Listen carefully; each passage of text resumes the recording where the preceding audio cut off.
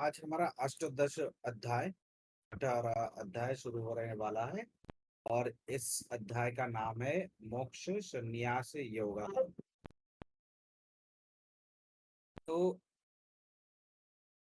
ये आखिरी अध्याय है भगवद गीता का।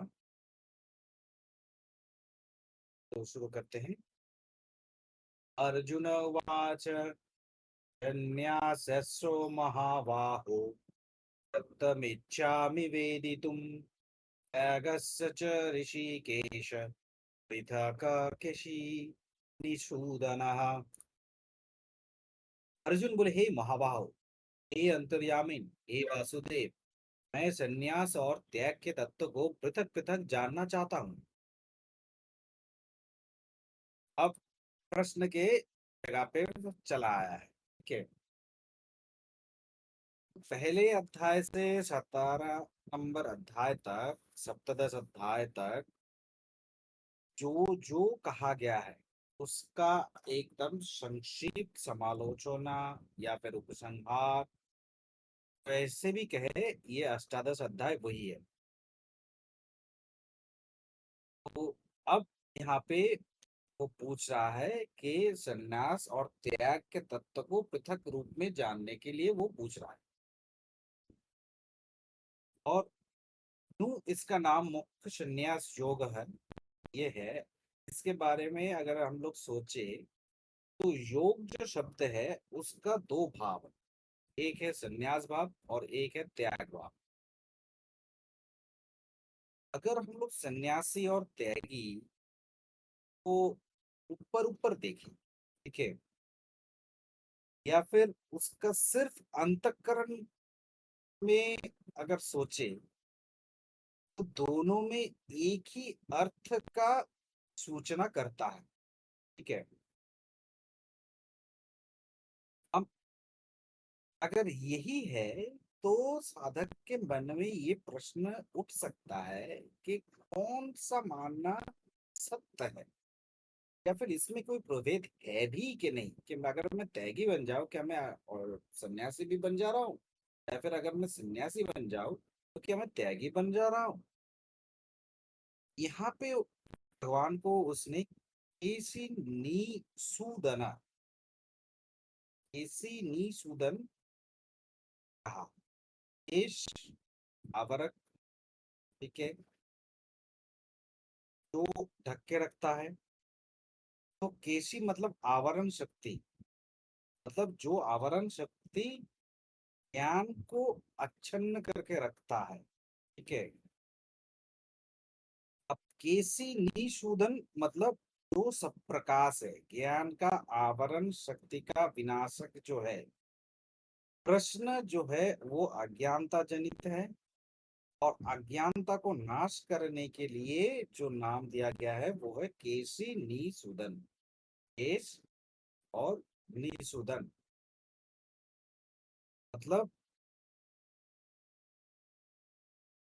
मतलब ऐसे समझे, जब कोई साधक साधना कर रहा है तो क्रिया करने का जो उसका अवस्था है, वो अवस्था है एक साधक का क्षत्रिय अवस्था। त्रयात्रायते इति क्षत्रिय, अतः जो असंपूर्णता को दिखाता है, जो असंपूर्णता से वो त्राण पाने के लिए परिपूर्णता लाने का चेष्टा करता है, वो है क्षत्रिय। तो ये क्षत्रिय अवस्था में जो कोई है साधक, मन में प्रश्न उठा। अब क्षत्रिय के मन में अगर प्रश्न उठे कि ये करना सही है या फिर नहीं, एक सोल्जर के मन में अगर प्रश्न उठे कि मेरे को जो ऑर्डर दिए गए हैं उसका पालन करना मेरे लिए सही है कि नहीं है, ये अगर प्रश्न उठे तो वो एक टाइप का व्यभिचार है। क्यों प्रश्न नहीं उठना चाहिए। ठीक है।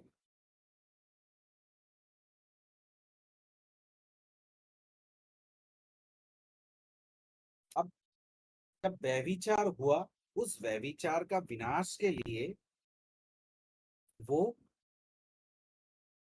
साधक भगवान का शरणागत हो रहा है। इसका मतलब वो अपने आप को समझने का कोशिश कर रहा है। जब वो ये कोशिश में लगा, तब उसका इंद्रिय समूह संयत होके एक जगह पे निरीक्षण करना शुरू हुआ।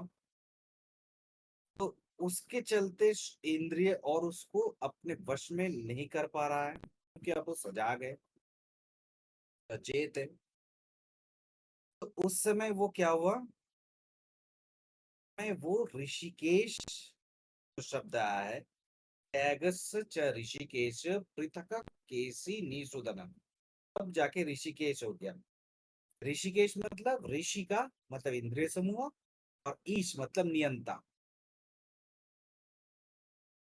तो इस अवस्था में संन्यास और त्याग का मर्मार्थ समझने का कोशिश कर रहे हैं। तो हे महाबाहो, जो जानने का मेरा नियत बोध का जो आयत्ताधीन अवस्था है, इसलिए वो महाबाहु शब्द आया है। अब वो कह रहा है कि मुझे संन्यास और त्याग का सार सत्य जो है उसका समझा दो। ठीक है। सामान्यं कर्मणां न्यासं संन्यासं कवयो विदु सर्वकर्म फल त्यागं राहुस्ताग्यं विचक्षणा। भगवान बोले, इतने ही पंडित जन तो हम कर्मों को त्याग को संन्यास समझते हैं, तथा दूसरे विचार कुशल पुरुष सब कर्मों को फल को त्याग कहते हैं। तो क्या कह रहे हैं, वो कह रहे हैं कि कवि जो है, पंडिता कवया, पंडित यहाँ पे सूचित किया गया है। तो कवय में पंडित समझे, कवि समझे, कुछ भी समझे, तो उसमें काम कर्म समूहों को परित्याग करने का नाम दिया है संन्यास। वो ऐसे संन्यास को समझते हैं। और एक दूसरा है, एक विचक्षण जो है, वो सर्व प्रकार के कर्म का फल को त्याग करने को संन्यास कह रहे हैं। अच्छा, तो अब श्री भगवान उवाच, मतलब खुद समझने का कोशिश कर रहे हैं, इंद्र समूह को संयत करते हुए समझने का कोशिश कर रहे हैं। इंद्र समूह संयत हो रहा है, मतलब क्या संयत हो रहा है, शब्द स्पर्श रूप रस गंध, ये इस चीज को। तो अगर ये चीज हो गया तो ये चीज क्या हुआ, कामना का चीज। तो ये काम है। अच्छा, कर्म क्या है, यहाँ पे मैं साधना कर रहा हूँ, जिस पद्धति से मैं साधना कर रहा हूँ, वायु चालना कर रहा हूँ, बैठ रहा हूँ, जो भी कर रहा हूँ, वो कर्म। तो साधना भी कर रहा हूँ और इंद्रिय का स्मरण भी कर रहा हूँ। तो ये दो मिलन जो हो रहा है, ये है काम कर्म। इसके बारे में बताया गया था षष्ठ अध्याय के 26वां श्लोक।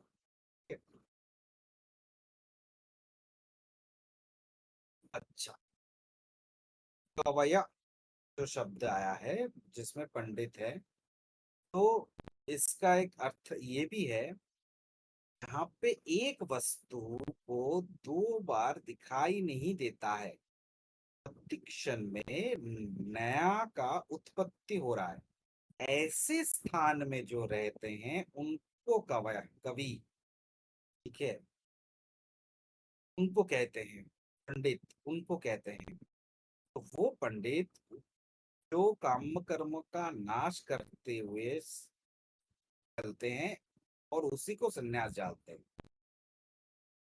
तो ये संन्यास का आकार किस रूप का हुआ, साधना करते हैं, मान लेके ब्रह्मवार में वायु चालना कर रहे हैं, ठीक है।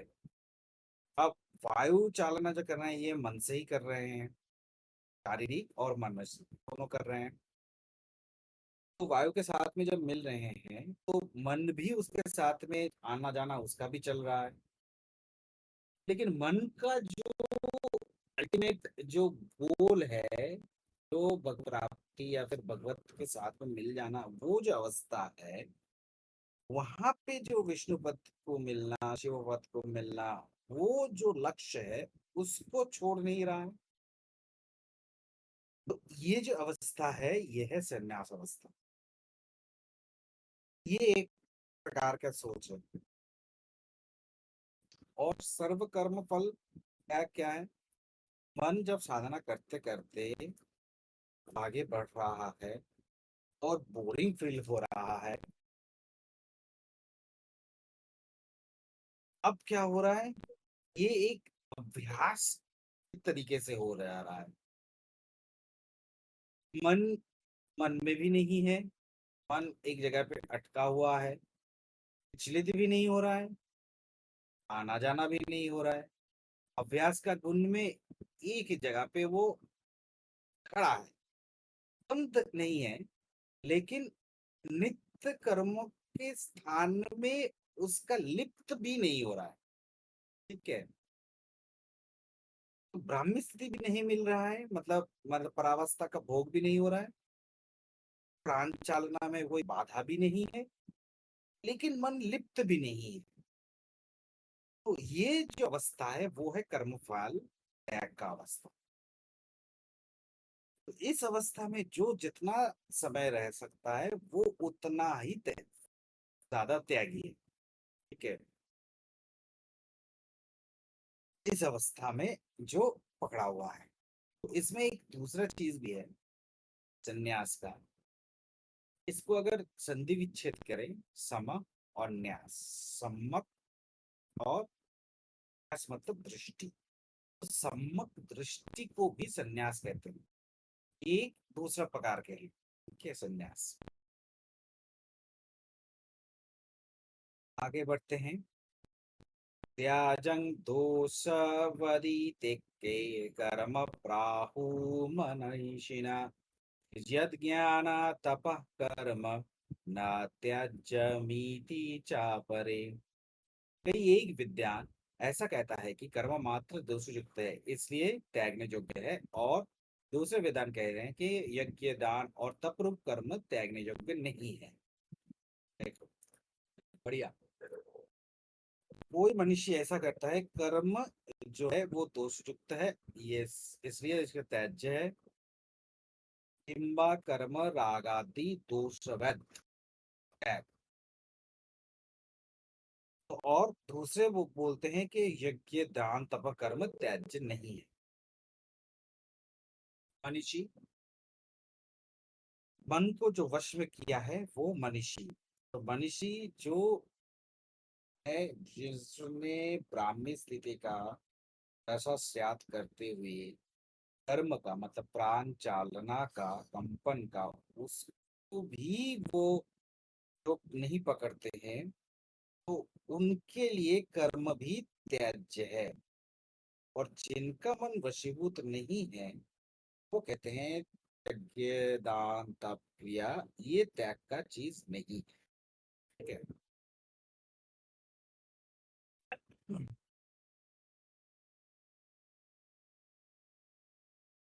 इसको अगर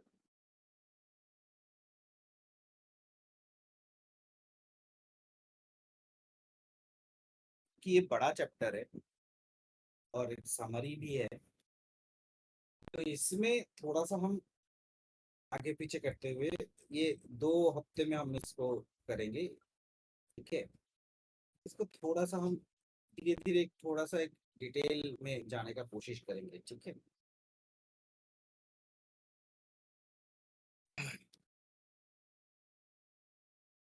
तो अब इसमें जो चीज है, इसको थोड़ा सा समझे।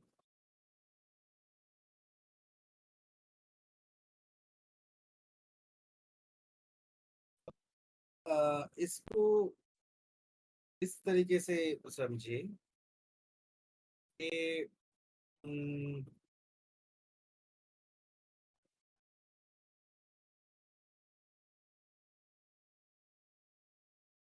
एक कैसे समझाया इसको।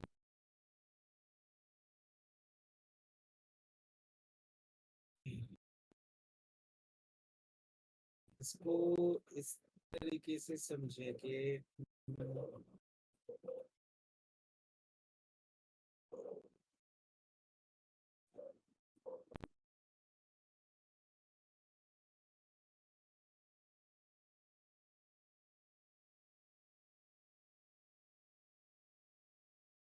यहाँ पे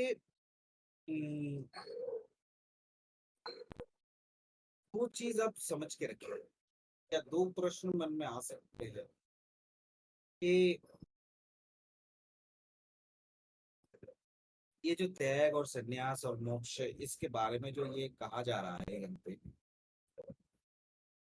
तो ये जो बात है, ये जो गीता है, तो वो किस तरीके से अर्थपूर्ण आज भी है। ठीक है, गीता को किस तरीके से अभी भी वो जीवित है, या फिर जीवित रहे है भी, ये नहीं है, हम समझ रहे हैं। ठीक है, क्यों उसको समझना चाहिए। ठीक है, वो चीज के हम्म, इसमें हम वो भी समझेंगे कि बाकी इस परीक्षा में और कोई किताब क्या उतर सकता है। ठीक है, क्योंकि समय बदलता गया, शब्दों के जो अर्थ हैं वो बदलते गए, और श्रीमद् भगवत गीता आज भी जिंदा है। अगर किसी का व्याख्या का आज्ञा नहीं है, किसी भी चीज का अगर नए से शुरुआत नहीं कर सकते, समय कोई जगह नहीं कर सकते, तो वो मर जाता है। इस तरीके से एक ना एक दिन सभी मर जाएंगे जो अपने आप को समय के साथ ढालना बंद कर देगा। हमारे इस सनातन भारतवर्ष का जम्मूदीप का एक कला एक ऐसा था, यहाँ पे ये खोज इस तरीके से था, शास्त्रों का सदा जीवित रखने का था, पुनः पुनः व्याख्या इसमें किया गया है, विचार फिर से किए गए हैं, फिर हम लोगों ने ढूंढते हुए भगवान श्री कृष्ण का चेतना का उत्तर मिला, उसको अर्थ बदल के देखना शुरू किया। तो इसी के चलते श्रीमद् भगवत गीता अर्थहीन या फिर मृतवत नहीं हो गया। और यही सिर्फ एक कारण है, इस कारण से ये संभव है कि आज नहीं तो कल एक ना एक दिन कलामुल्ला बुल की किताब जो है, वो किताब एक ना एक दिन नष्ट होगा, वो हट जाएगा, क्योंकि वहां पे ऑप्शन नहीं है कि उसका नया व्याख्या किया जा सके, वहां पे कुछ भी किया जा सके, कि जो कहा है उसी में। ये जो श्रीमद् भगवत गीता इन लोगों ने ये किया, भगवान श्री कृष्ण के बाद में फिर से इसको पुनर्जीवित किया, हमारे भगवान श्री आचार्य शंकराचार्य ने फिर से इसको पुनर्जीवित किया, हमारे आचार्य श्री श्री श्री वैष्णव संप्रदाय के भगवान रामानुचार्य ने अपने समय अनुचित इसका व्याख्यान करते हुए वो आगे बढ़े, और आज हम भी इसको पढ़ते हुए अत्याधुनिक अवस्था में इसको लेके आगे बढ़ रहे हैं। ठीक है, तो अब इन शब्दों पर अगर अर्थ के कलम लगती चली जाए, ठीक है, युग के अनुकूल अगर नए अर्थों का अभिव्यक्त होते रहे, तो किसी भी शास्त्र पुराना नहीं हो जाता। ठीक है,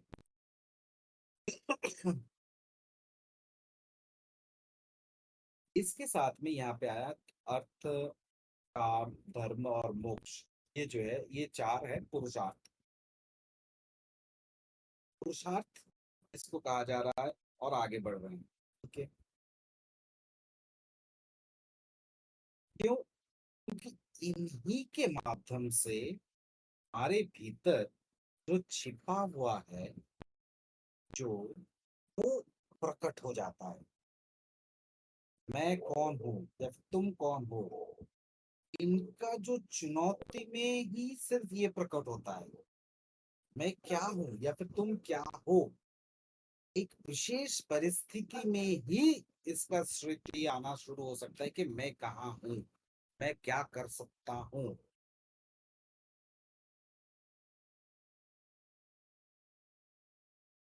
तो इसके चलते ये मोक्ष वाला जो है वो वहां पे है। ठीक है।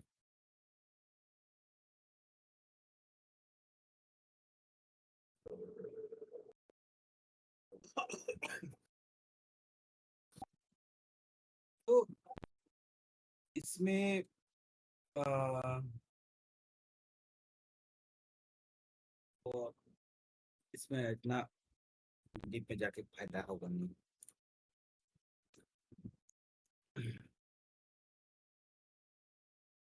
शृणु मे तत्र त्यागे भरतसत्तमा, त्यागो हि पुरुष व्यग्र त्रिविध संप्रकीर्तितः। अब यहाँ पे क्या कह रहे हैं, कह रहे हैं हे पुरुष श्रेष्ठ अर्जुन, संन्यास और त्याग, इन दोनों में से पहले त्याग के विषय में तू मेरे निश्चय सुन। क्योंकि त्याग सात्विक, राजस और तामस भेद से तीन प्रकार का कहा गया है। ठीक है। तो अब क्या कह रहे हैं, त्याग के बारे में जो कहा है उसका जो मीमांसा है, वो त्याग का जो तीन प्रकार है उसके बारे में वो कह रहे हैं। ठीक है। क्या कह रहे हैं, यज्ञ न न तपः कर्म न त्याज्यं कार्यमेव तत्, यज्ञदानं तपश्चैव पावनानि मनीषिणाम्। यज्ञ दान और तपरूप कर्म त्याग करने के योग्य नहीं है, बल्कि वह तो अवश्य कर्तव्य है। क्योंकि यज्ञ दान और तप, ये तीनों ही कर्म बुद्धिमान पुरुषों का पवित्र करने वाले हैं। ठीक है। तो अब क्या कह रहे हैं, इसमें ये कहा जा रहा है कि संस्कार मन के साथ में यज्ञ तप दान, ये सब जो है ये कर्म छोड़ते हुए नहीं। क्यों, विवेकी पुरुष जो है अंतःकरण शुद्धि करने का उपादान ही है यज्ञ, ज्ञान और तप। ठीक है। क्या कह रहे हैं, एतान्यानि तु कर्माणि संगं त्यक्त्वा फलानि च कर्तव्यानीति मे पार्थ निश्चितं मत्तमुत्तमम्। इसलिए हे पार्थ, इन यज्ञ दान और तपरूप कर्मों को तथा और भी संपूर्ण कर्तव्य कर्मों को आसक्ति और फलों का त्याग करके अवश्य करना चाहिए। ये मेरा निश्चय किया हुआ उत्तम मत है। ठीक है।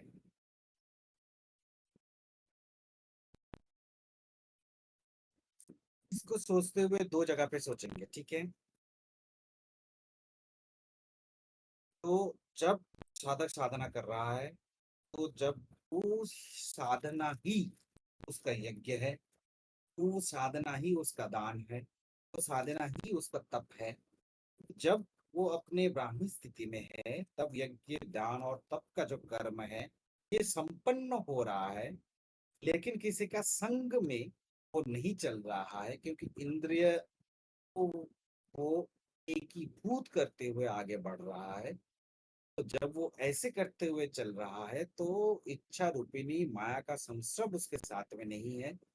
तो जब माया का संश्रम नहीं है तो कर्मफल में लिप्त नहीं हो रहा है। तो वही है संग, कर्मफल इच्छा जो है। संग परित्याग करते हुए यज्ञ दान तप कर्म निश्चय कर्तव्य हे पार्थ, यही उसका श्रेष्ठ अभिप्राय है। इसके बारे में भगवान ने कहा कहा, द्वितीय अध्याय में 45 45वां श्लोक में, और 49 नाम श्लोक में, और तृतीय अध्याय में 9वें श्लोक में, पंचम अध्याय के 10वें श्लोक में, नवम अध्याय के 20वां और 21वां श्लोक। ठीक है।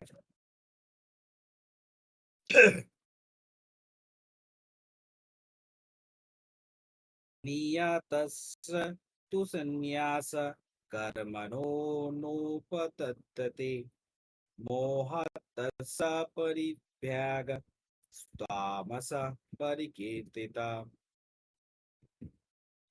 तो परंतु नियत कर्म का स्वरूप से त्याग करना उचित नहीं है, इसलिए मोह के कारण उसका त्याग कर देना तामस त्याग कहा गया है।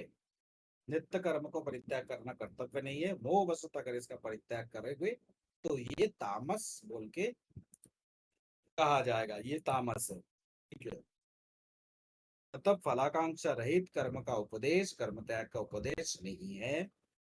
अविवेकी जो मूर्ख है मोहवश में वो कर्म का भी त्याग करते हुए आगे बढ़ते हैं, इसलिए उसको तामस त्याग कहते हैं।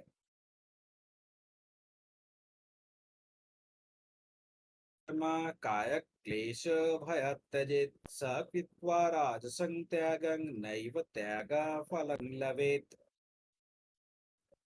तो जो दुख भोग के साथ में अगर चल रहा है, जो कर्म कुछ कर्म वो सब दुख रूपी ही है, ऐसा समझकर यदि कोई शारीरिक क्लेश के भय से कर्तव्य कर्मों का त्याग कर दे तो वह ऐसा जो कर्म है वो उसको राजस त्याग करके त्याग के फल को किसी प्रकार भी नहीं पाता, वो राजस त्याग है। ठीक है। चलो, मतलब फलाकांक्षा रहित कर्म का उपदेश समझा नहीं। मत के कर्म में आदि मध्य में अंत में प्राप्ति है नहीं, सिर्फ बैठे हुए व कुछ कर रहे हैं। तो ऐसे अगर कुछ कर रहे हैं तो शरीर में जड़ता आएगा, जब जड़ता आएगा तो उसको दूसरा कर्म करने का ऑप्शन नहीं मिलेगा, तो उसको ब्रह्म ज्ञान मिला, ब्राह्मी स्थिति मिलना, तो ये सब तो मतलब सुदूर पराहत है। ठीक है। तो वैसे कहते हैं, मतलब आएगा मेरे पास, गुरु आएगा, गुरु आके खुद देगा, भगवान खुद आएंगे, मैंने जो इतना कुछ किया है, इतना कुछ कर रहा हूँ, भगवान खुद आके मुझे दीक्षा देंगे, खुद आके मुझे दर्शन देंगे, खुद आके ये करेंगे।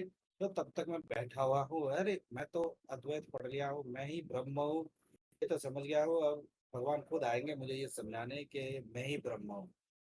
ऐसे करते हुए जो लोग बैठे रहते हैं और त्याग करते हैं, वो मुझे करने का कुछ जरूरत नहीं क्योंकि मैं खुद ही तो ब्रह्म हूँ। ठीक है।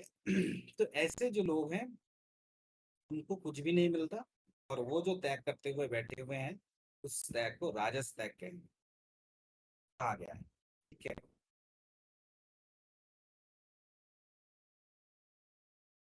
इत्येव जत्कर्मा नियतं क्रियते अर्जुन संगं त्यक्ता फलं चैव सत्यागो सात्विको मतः। हे अर्जुन, जो शास्त्र भेद कर्म करना कर्तव्य है ऐसी भाव से आसक्ति और फल का त्याग करके किया जाता है, वही सात्विक त्याग माना गया है। तो कर्म अवश्य कर्तव्य बोध के साथ में संग फल को परित्याग करते हुए नियत जब अनुष्ठान करते हैं उसमें जो त्याग होता है उस त्याग को सात्विक त्याग कहा गया है। ठीक है। मतलब अभ्यास के बस में ज्ञानेंद्रिय कर्मेंद्रिय जो कुछ कर रहे हैं वो सभी हो रहा है अनासक्त भाव में, वो कर रहे हैं, और अब साधना भी कर रहे हैं, ब्रह्म नाड़ी में प्राण चालना भी हो रहा है। ये जो संयत क्रिया है इसमें कर्मफल का आसक्ति भी नहीं है, और त्याग कर रहा हूं इसलिए त्याग में भी आसक्ति नहीं है। तो हे अर्जुन, इस प्रकार के त्याग को सात्विक त्याग कहा गया है। ठीक है। इष्ट कुशल कर्म कुशले नानुसज्जते त्यागी स्वत्व समाविष्टो मेधावी छिन्न संशय। जो मनुष्य अकुशल कर्म से तो वो देश नहीं करता और कुशल कर्म में आसक्त नहीं होता, वो शुद्ध सत्व गुण से युक्त पुरुष, संशय रहित बुद्धिमान और सच्चा त्यागी है। ठीक है। तो अब त्यागी स्वत्व समाविष्ट स्थिर बुद्धि चिन्ह संशय अवस्था में है। दुष्कर कर्म के प्रति वो देश नहीं कर रहा है और सुख कर्म करने में प्रीति भी नहीं हो रहा है। ठीक है।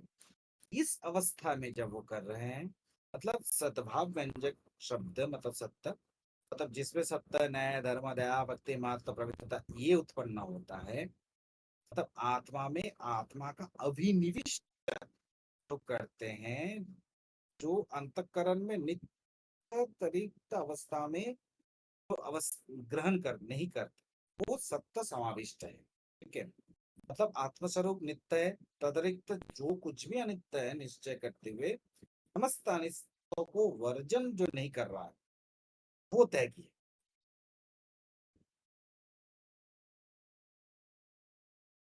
मेधावी कौन है यहाँ पे? मेधावी चिन्ह संशय, मेधावी मतलब जिसका सिद्ध शक्ति मेधावी अवस्था में है, मैं ब्रह्म, उसके अवस्था में जब ये अवस्था ब्राह्मी स्थिति हो गया है, जिस अवस्था में हो मैं हूं, अब नीचे आते समय भी मेरा स्मृति कंपन नहीं हो रहा है, अब उसको मेधावी कहते हैं। ठीक है। और इस अवस्थापन्न जब हो जाता है साधक, तो उसको संशय मात्र नहीं रहता कि, और ये लोग अहितकर कर्म में देश और हितकर कर्म में इच्छा, ये दोनों ही नहीं करता। ठीक है।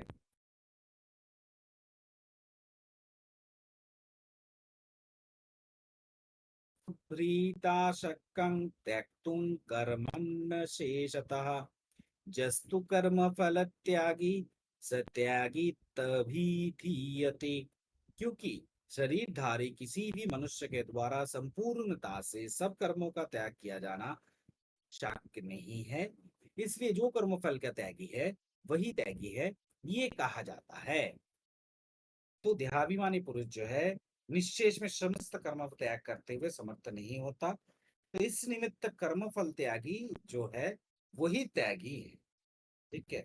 सांस ले रहा हूँ, निश्वास ले रहा हूँ, प्रश्वास नहीं कर रहा हूँ, देहाभिमानी पुरुष। ठीक है। जिसके पास देह है तो सब कर्मों का त्याग तो नहीं करता सकता। ठीक है। तो उसको निश्वास भी लेना है जीवित रहने के लिए, प्रश्वास भी करना है, खाना भी खाना है। हम्म,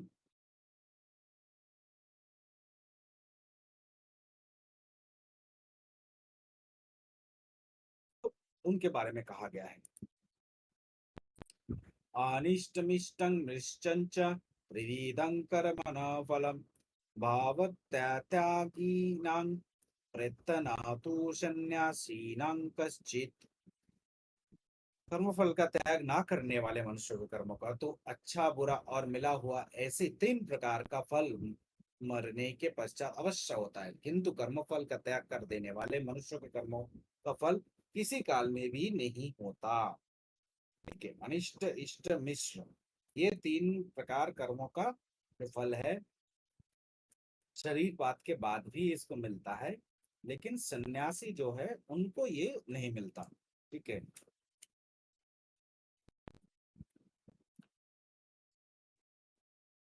अच्छा काम देवत्व प्राप्त, मंद का नरक भोग, मिश्र फल में मनुष्यत्व।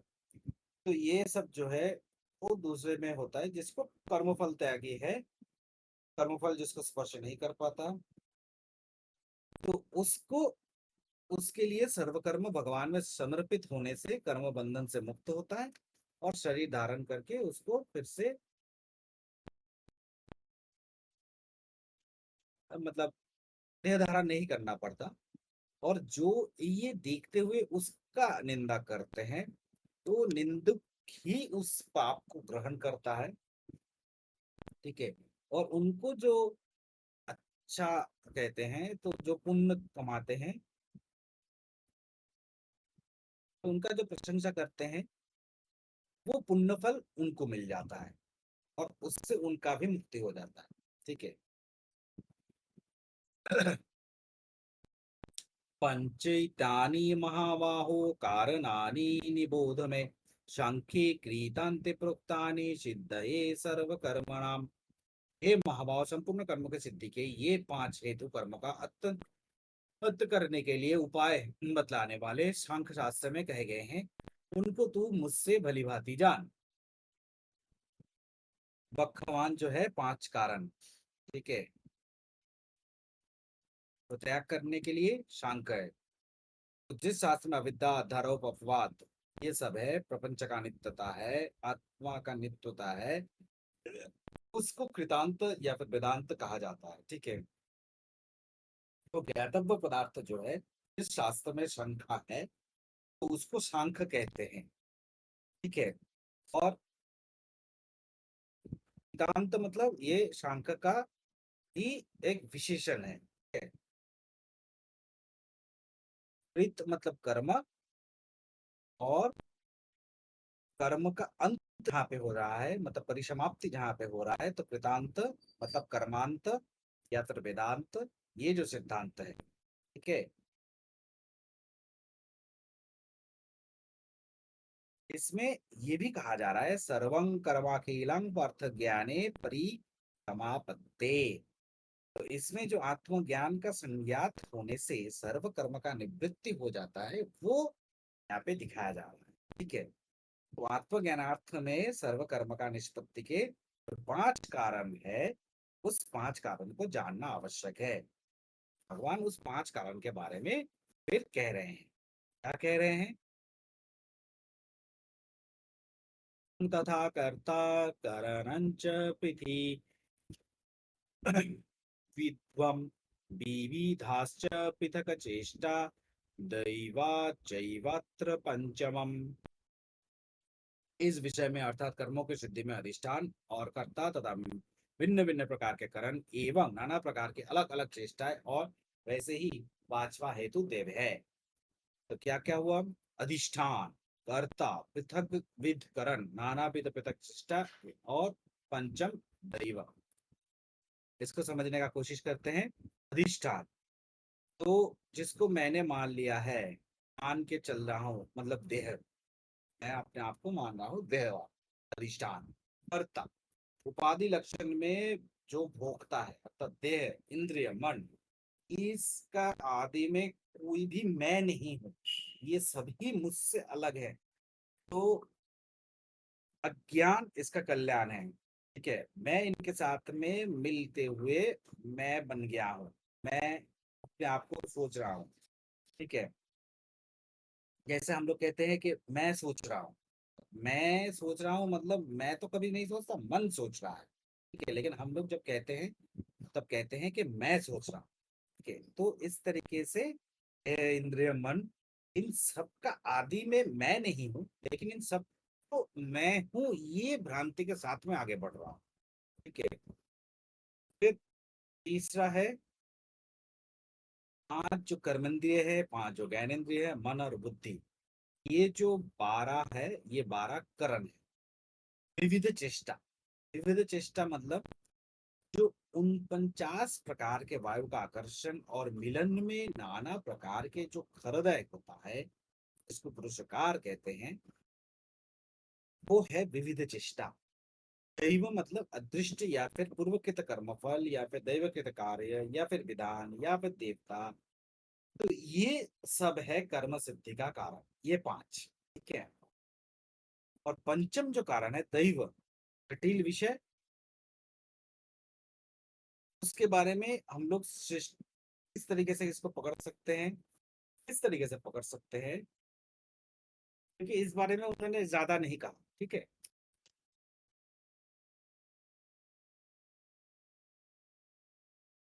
तो इसको थोड़ा सा हम विचार करके देख सकते हैं।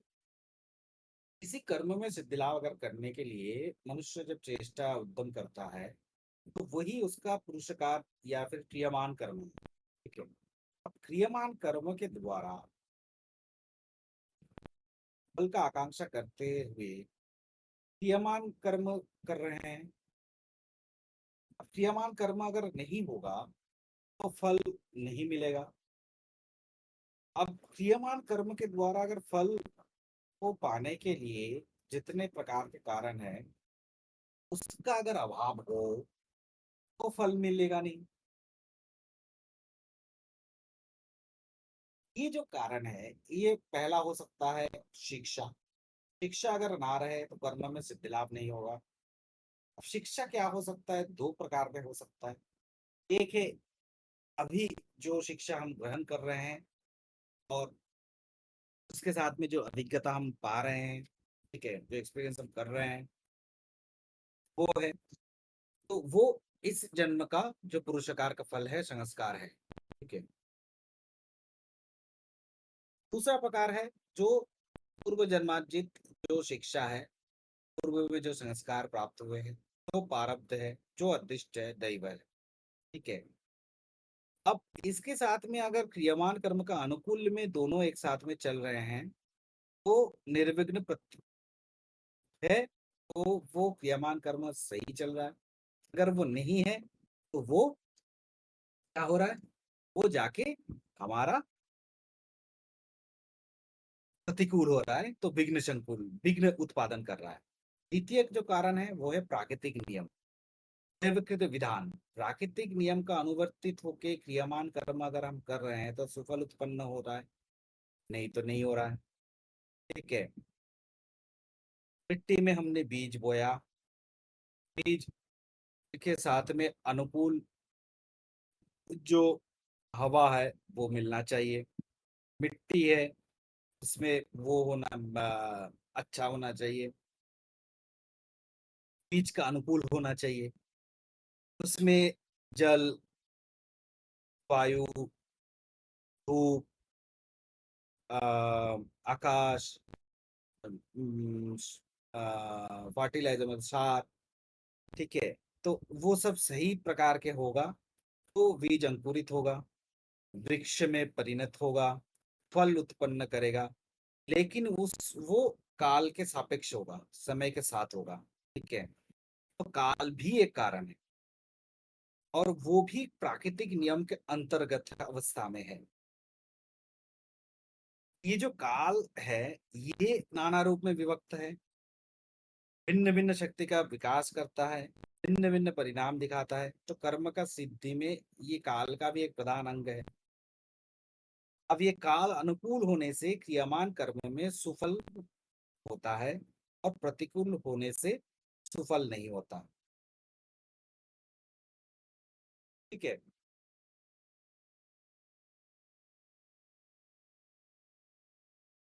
इस तरीके से वो आगे बढ़ते हुए हम सोच सकते हैं।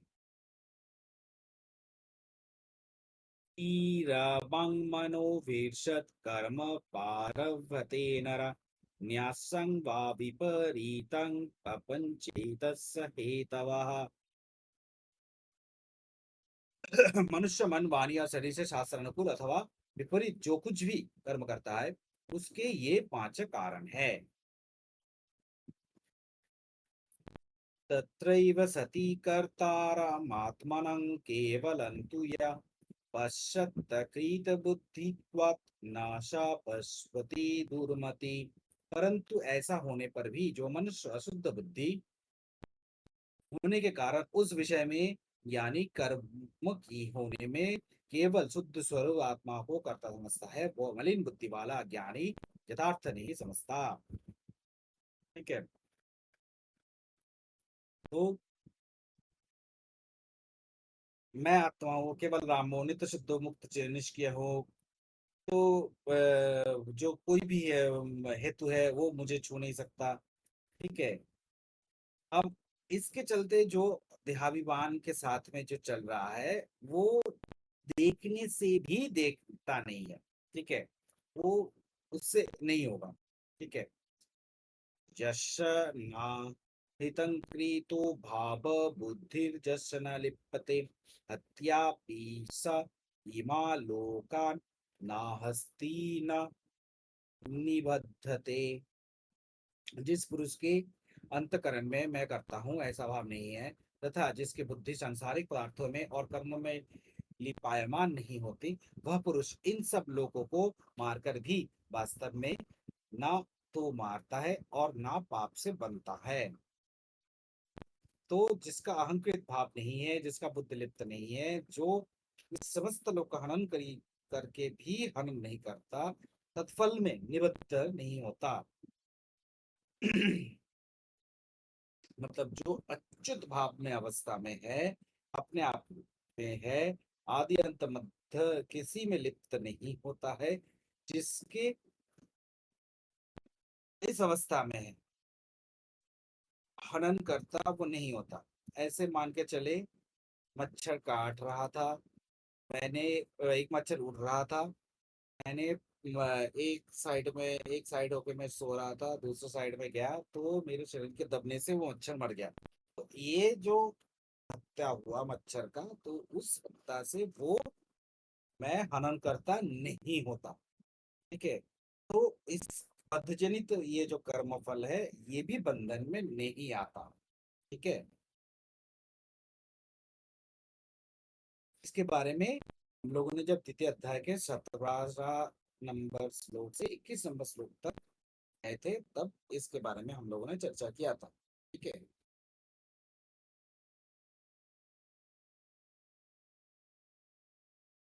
अनंकर्म च कर्ता च त्रिविध गुण भेदतः रोचत्ते गुण संख्याने जता रच्छीनुतन्नपि।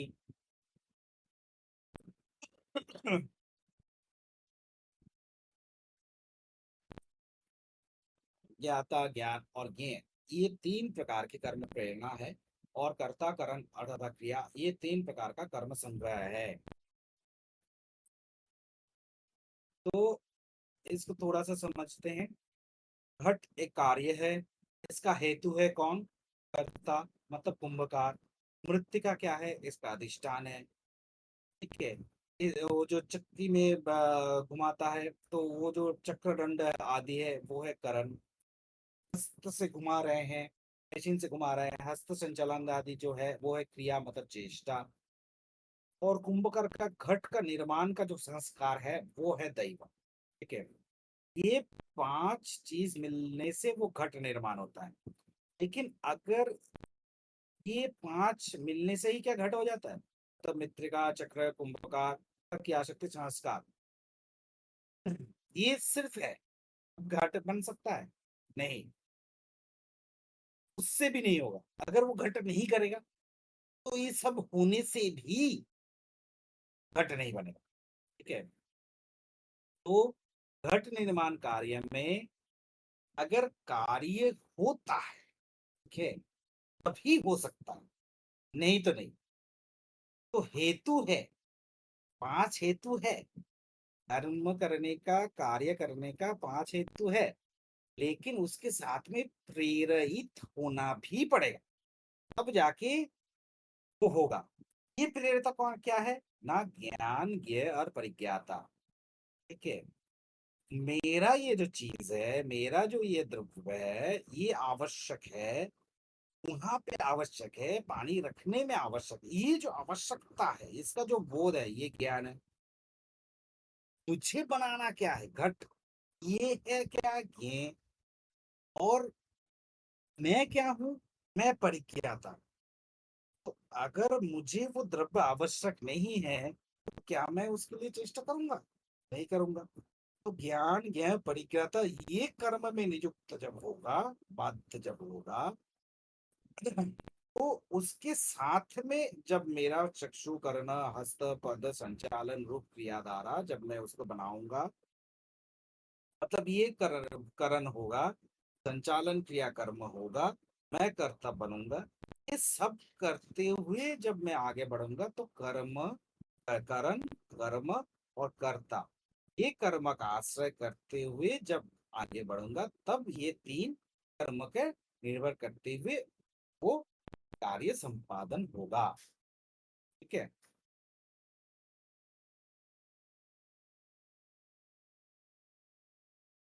श्लोक में सर्वभूतेषु जेनैक भावं व्यायमीकीयते अविभक्तं विभक्तेषु तज ज्ञानं विद्धि सात्विकम्।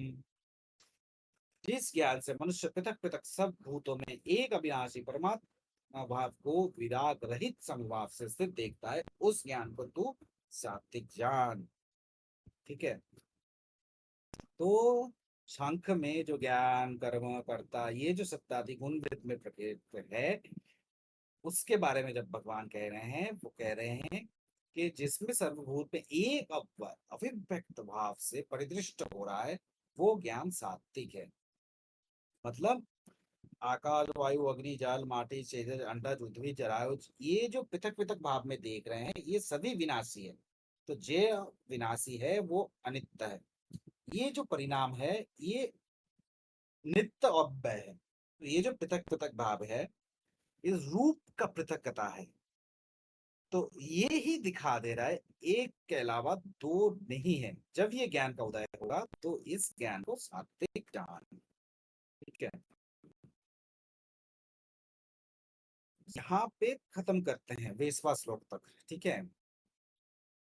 इसके बाद उसी किस चीज में हम लोग आज दिमाग खपाएंगे। ठीक है? तो इसमें टोटल नंबर ऑफ श्लोक हैं 78। तो आज भी अगले थोड़ा सा दूसरे किसी चीज में